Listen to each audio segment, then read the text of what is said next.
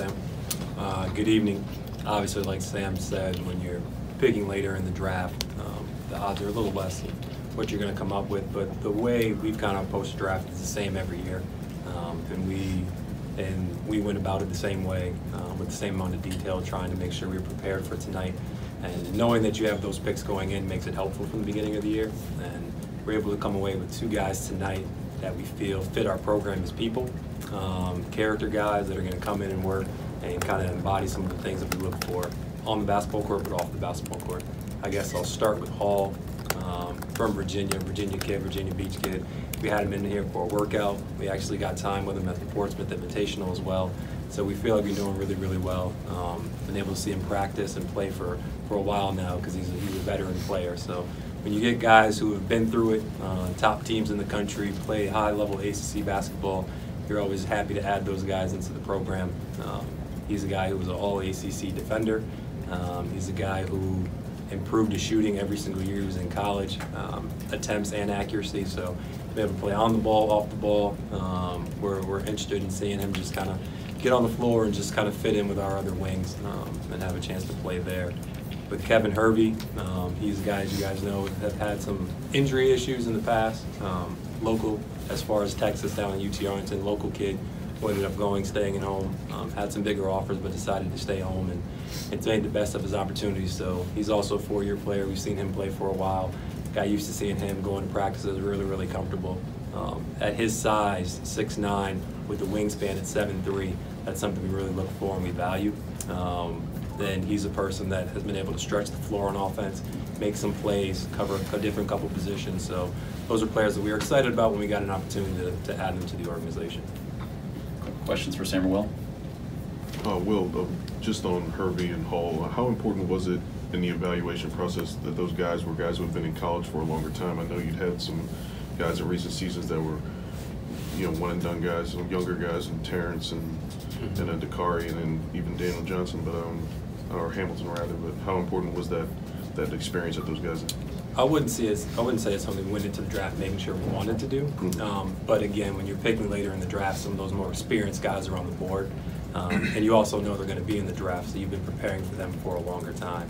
But both those guys bring veteran presence that you wouldn't get from a rookie, and that experience and the ability to been through some wars and been against high-level games already. That's valuable when you're really evaluating them. Will, how do you evaluate those guys? Both those guys improved quite a bit as shooters over the course of their careers. How do you evaluate them as perimeter shooters? So it really helps when you get multiple looks at guys, because some, like he was saying, some of the freshmen you only get to see once. We get to go see these guys practice a couple times each year. So by the end of it, you're really looking at the mechanics. You're really studying what they're changing.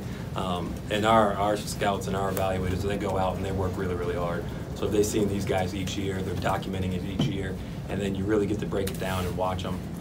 So it's helpful to kind of see the repetitions that they're getting in. And those guys work. We talk to the coaches, we talk to the staff, and we know who's really putting work in, and we expect those guys to get better, and they did. And that's what actually intrigues us about some of the things. You don't have a first-round pick.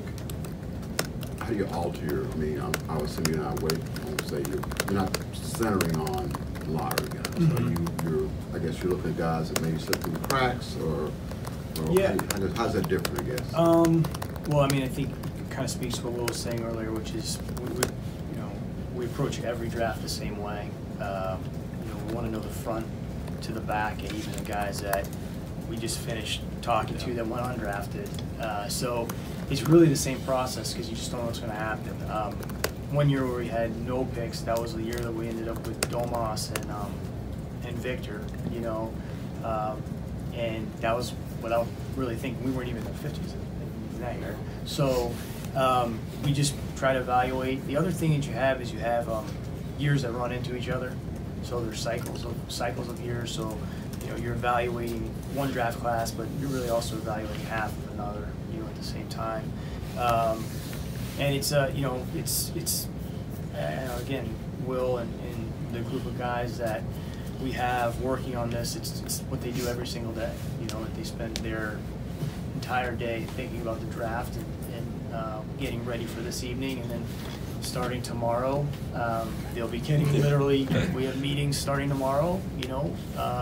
transferring the evaluations from the amateur group to the pro group, and then start talking about scheduling for summer scouting for all the amateur guys.